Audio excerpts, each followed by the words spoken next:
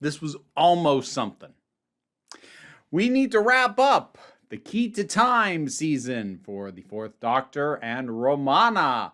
And that means we're talking about the Armageddon factor.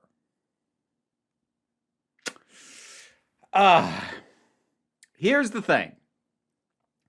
Power of Kroll is a mess. Like, that thing's just a mess pretty much from start to finish. It looks bad. The writing isn't very good. The effects are bad even for Doctor Who.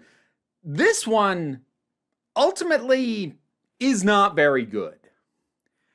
But the annoying thing is there isn't really any reason for it to not be, except for one thing. This is a 6-part story, and there's no reason for it to be 6 parts. In fact, the back end feels really bolted on. And if you find yourself wondering if you haven't rewatched this lately, or maybe haven't seen it at all and are watching these reviews anyway, which, cool, thank you, I appreciate the support. If you're thinking, well, 4 episodes to tie up like the story that it's telling to get the last piece of the Key to Time, and then, I don't know, 2 episodes, episode and a half to wrap up the Guardians stuff, because, you know, the White Guardian sent him on this whole thing, and they have to watch out for the Black Guardian, so that'll be a thing, right? Well, yeah, that will be a thing. The Guardian wrap-up is, I don't know, 5 minutes tops. I don't think it's even that. So this, it starts out quite well, actually. I'd say the first 3 episodes are excellently paced for a 4-part story.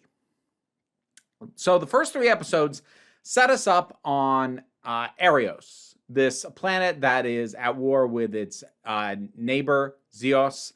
If it sounds like a little overly, and this sort of Genesis of the Daleks, like they're fighting with nuclear weapons, like, it differentiates itself in a few ways. The head of the military, the Marshal, is very clearly a bit unhinged and like complete focus on we must destroy Zeos, but like no consideration for anything else. One of the first things that gets established is there's a massive amount of collateral damage from all this, and dude just does not care. The only reason that the people haven't risen up and decided to slay him is because he has the Princess Astra, who is basically running PR for him. Although she wants peace. He claims he wants peace. He wants peace by wiping out the enemy. She just wants peace, period. It doesn't matter to her if they come to a negotiation or even surrender, just to get all this to stop. The Marshal won't have it. So we have that kind of setup with the Doctor and Romana arriving and the pace at which things go in terms of introducing the characters and getting a sense of the Marshal and those under him, getting a little bit of intrigue because he seems to be taking his instructions from somewhere else, but like, what is going on there? K9 gets a lot more to do in this episode, and that feels pretty organic. He's not just a rolling laser beam this time. So that he gets some good stuff here. Eventually they go to Zeos, realize Zeos is completely empty, but there's their like master tactical computer just running on automatic, and the computer's not going to surrender. It wasn't given parameters to surrender. And this is all good stuff. This is all a solid setup. This is a really solid first 3 episodes. And then episode 4 is nothing. It's nothing. And then episode 5 is also mostly nothing. The story introduces 2 things in the back half, basically to pad out the time and pad out for more episodes, because the immediate situation literally gets put into timeout. And I think this is the tail end of episode 4.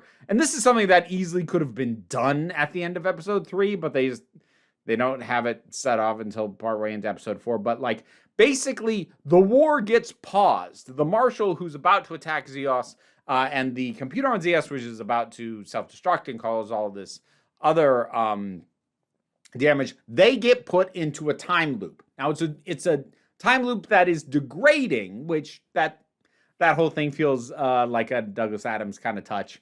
But that is done. So the situation for the story we've been telling up to now literally gets paused. And then they have 2 episodes to figure out, well, what the hell do we do with the rest of this? Well, there's 2 main ways that they pad this out. One is a villain and one is a supporting character. Both of which could have been either severely cut down or cut altogether or integrated early into the story, and this thing could have been a tight 4 episodes, and it would have been probably really good. But we have the introduction of what is generally referred to as the Shadow, who, it's not a great look on him, first of all, and the guy just drones on and on. The key to time.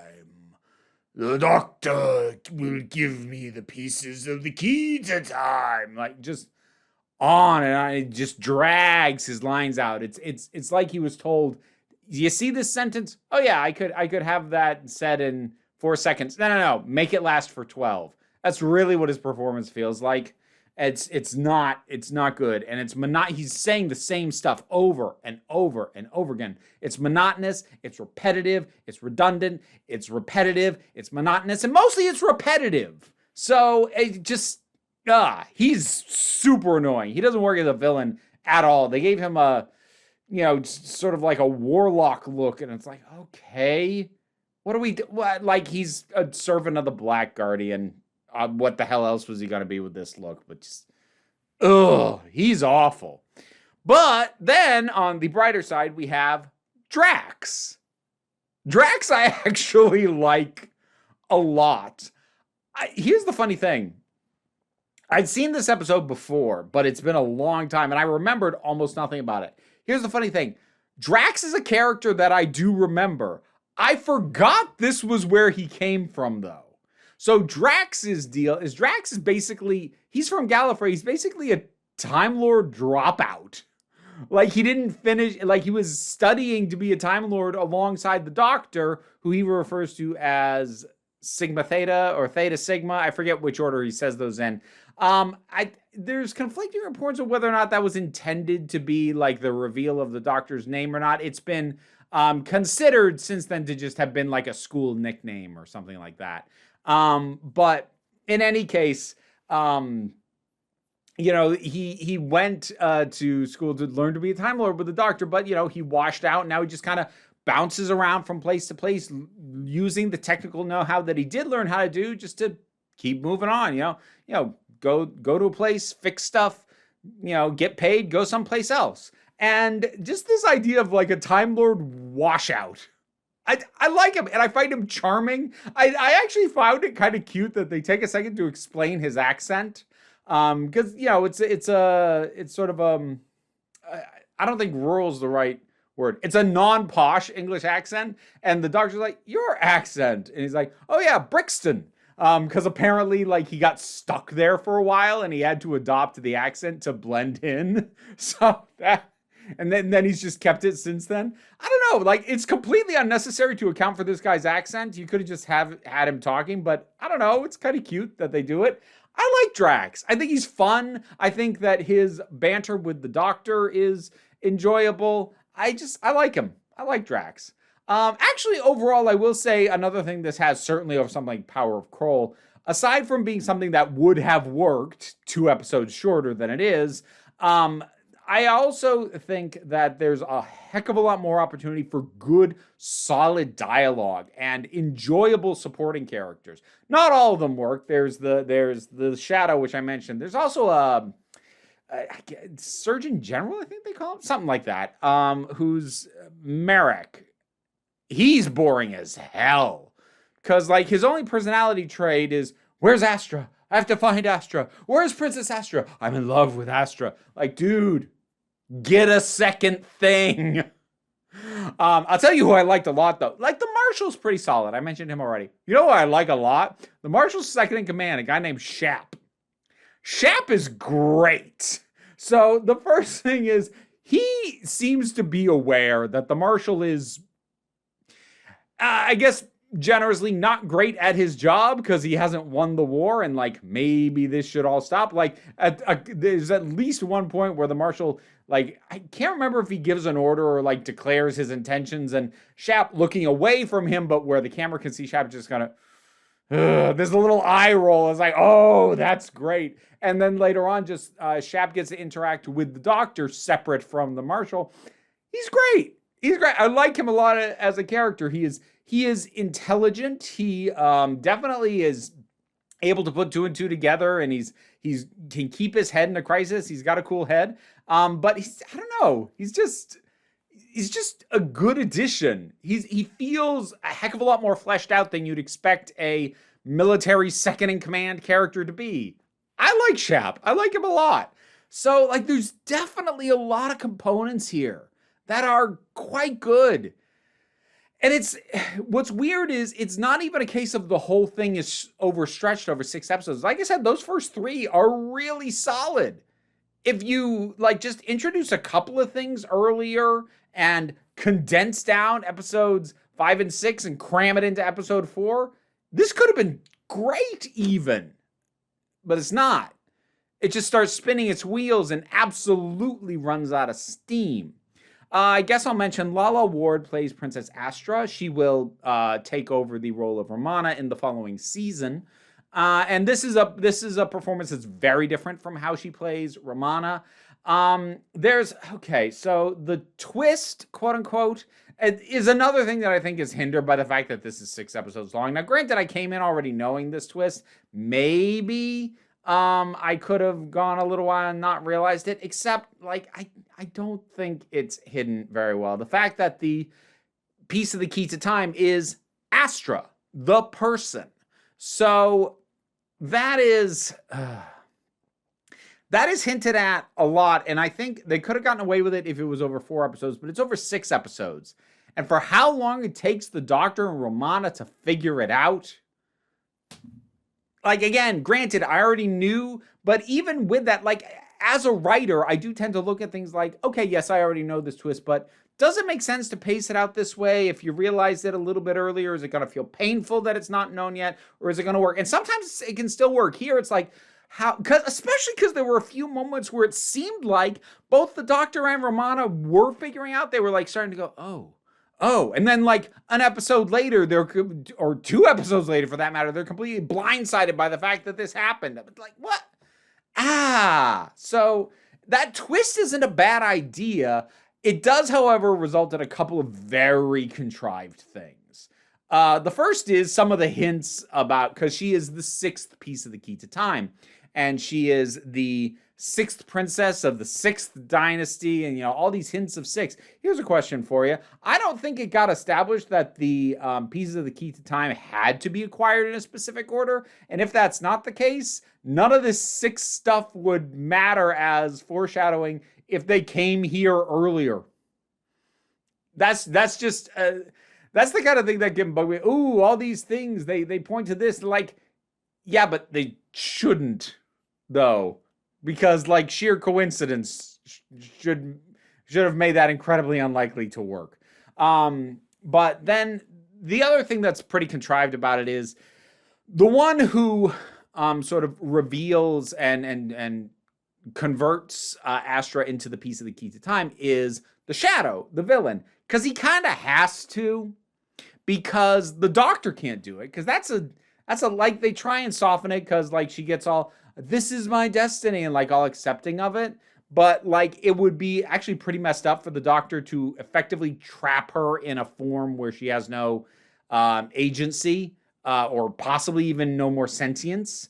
It's okay for the villain to do that, and once the villain's done it, the Doctor can then take the piece of the key to time because it's already been done.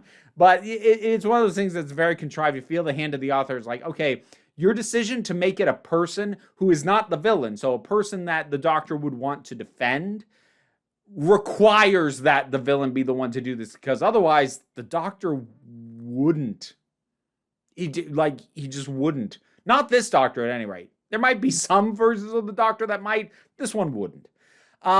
Which brings us to the stuff with the Black Guardian. Couple of things about this.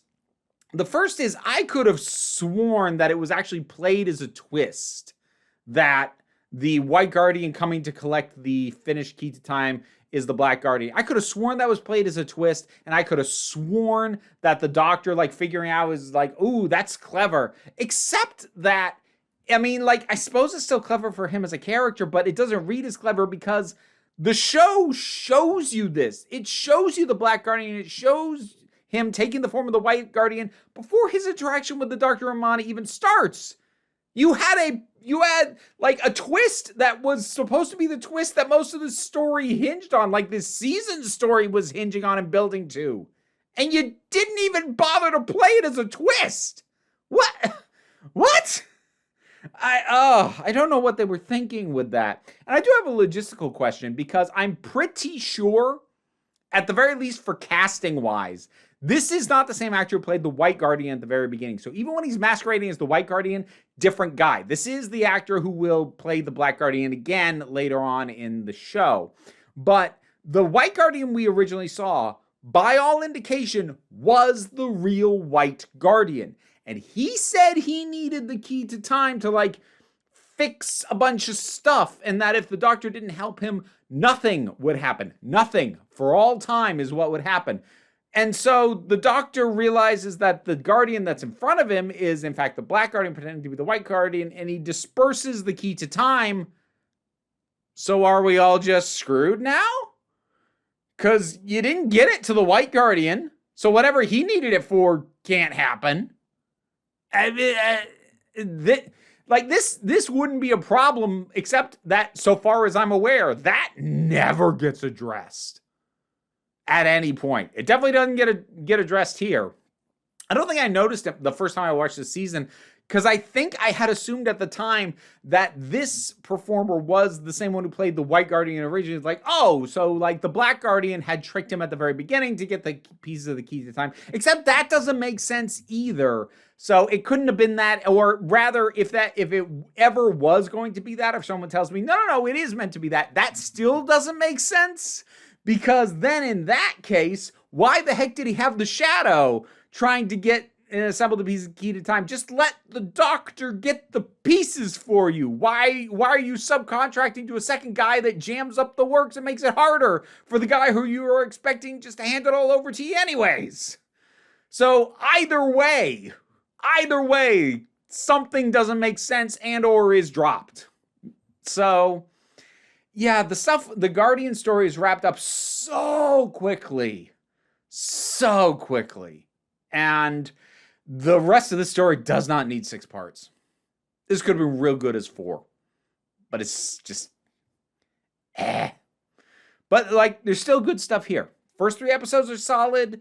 There's some good performances. I like Shap. I like Drax. K9, as I said, actually gets some great highlights in this. So power to John Leeson there. But, you know, it just, it crests midway through. And then it just kind of, it's like a balloon with the air being let out. Just, that's your ending. Okay. Anyway, the Armageddon Factor. You rewatched this lately? Whatever you thought about it, drop something down in the comments. Let's talk about it. Patreon pays the bills and enables me to do this as my living. Even if you can't help me out that way, links to other stuff I do is down in the description. So maybe consider checking that out. But don't worry too much about it. We take a relaxed attitude around here, so you can come on back next time you need a break.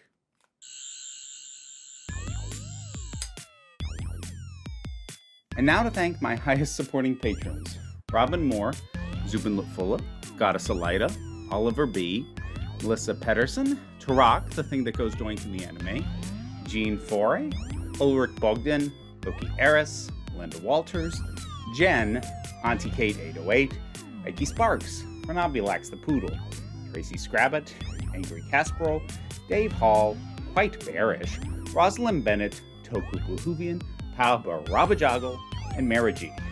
If you'd like to hear your name in the credits, or even just see them, there are rewards on the Patreon, so maybe check those out.